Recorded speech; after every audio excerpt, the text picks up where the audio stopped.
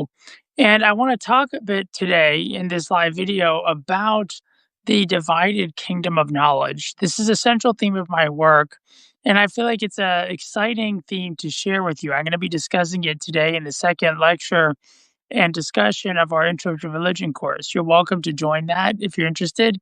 You can just register for the course. I think the discount is still on, and I'll send you the link. I'd love to see you there. But in the divided kingdom of knowledge, we exist in a state in which our representations of knowledge are all falsified by the fact that we know they're contradicted. Now, you could say, well, people will often be wrong. And that's sort of what it looks like when you think you know something and you know other people disagree. You think that they're wrong. That's completely logical. But it used to be the case that people didn't exist with a very acute feeling that many other communities exist at the same time that believe the world is very different, that have, you could say, a different knowledge. Knowledge, by its definition, has a sense of unity and completeness. Not that we always think we know everything, but that what you know, in some sense, feels like it has a coherence and a unity. And so when you have 10 different people and they all know 10 different things, and none of them directly intersect with the other nine people, the other nine perspectives, we feel very disoriented by that. This is the rise of perspectivism, which was a very fundamental emphasis of Nietzsche's epistemology. Nietzsche advocated for perspectivism in a way that many people would see as relativistic or undermining universal values, which that was indeed part of his intention. But it's also important to recognize that advocates of things, even if you don't have to believe in their advocacy, are often representing deep cultural shifts. So Nietzsche's advocacy of perspectivism, the idea in epistemology that different sort of communities or human beings all have different perspectives that are radically contradictory because they reflect different interests, right? Different backgrounds. This is a description, whether you believe it or not, as an epistemology that's true. It's a description of the world that we live in. By the end of the 19th century in Europe, people were aware that there were many competing perspectives on reality, even within their own society. And we don't tend to recognize this is actually something humans have not been accustomed to. Humans knew that cultures differed from other cultures, but that wasn't experienced as a threat to their own perspective on the world. And there's deep reasons for this. One of them is ultimately the idea of the gods unified cultures. They didn't all share the same names of the gods, but most cultures thought that other cultures would worship gods similar to or identical to their own, but under different names. And so you could say that a kind of epistemological diplomacy took place by virtue of the fact that you could say, well, the God of Israel for Jews is the same as Zeus. And that's, for example, what often happened in the ancient world. And this kind of diplomacy allowed people to avoid experiencing the world as actually fundamentally divided in a very deep way. But when you think that your perspective is true and you feel confident that it's knowledge, but you're aware that many other people have a completely different perspective and they're also very confident of it as knowledge, that is actually a kind of psychological contradiction. I'm not saying it is an empirical contradiction. We know that's real, but it creates a divide in your mind. And the natural response to that division, because our idea of knowledge is that it should be complete and unified, is to repress the awareness of that other knowledge. So when knowledge is divided, it's very unlike when we say have an overt empirical injury. If we get a cut or a scrape, we're aware of it. It causes pain, and that pain leads us to take care of it. But when you have pain at the level of your philosophical core or center, the impulse is often to use a ability we have, which is to diminish the significance of what we're hearing or knowing about the situation so that it doesn't bother us as much. And that's a very useful ability. We have this very profound freedom to either augment or diminish the significance of things at a moment. We can go back, revisit them, and say, actually, that was very important, or that wasn't as important as I thought. But this ability we have is very necessary. It's a very powerful skill that we often don't realize we can use. But we do it. When we dismiss something, we're diminishing the significance of it. When we praise someone or we are happy or celebrate something, we are we're augmenting its significance above just everyday things. So when we do this to knowledge, which is the very important point, it's what we are inclined naturally to do. The kind of pain that comes from having a divided realm of knowledge is you want to avoid constantly thinking about the division because it undermines your own confidence or raises questions. And so the tendency is then to represent the divided kingdom of knowledge as if it's unified. Now, this creates a real problem because then you can't account for any of the questions about why are there different perspectives and do any of them have something important to say to your own. Even if your own perspective is valid, it could be the case that the reason there's other perspectives is that they matter in some sense to you. That you don't have to be the same as yours to matter. When we come to the issue of the phenomenon of high strangeness, we recognize, if those of us who are aware of this as scholars, that the phenomenon that is covered by that term is very real.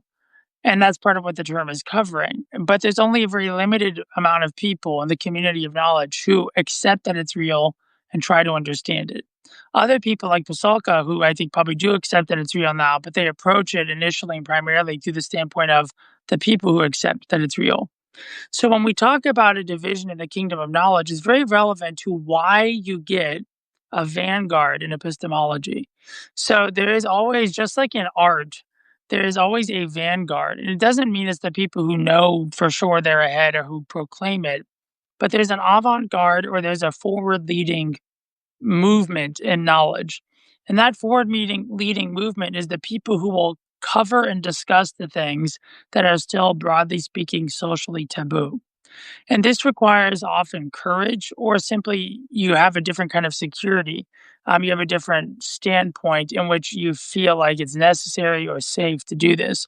But often it does require courage to be saying something is the case before it's broadly acceptable to even talk about it, when whether it's the case, puts you in a very different human position. That human position has a name, right? Socrates thought of that as a philosophical position in a very unique sense. Philosophers are people who are willing to discuss and understand things precisely because we don't know what they are. And that makes it very different as a space than people who need to ensure that what they think is knowledge remains stable.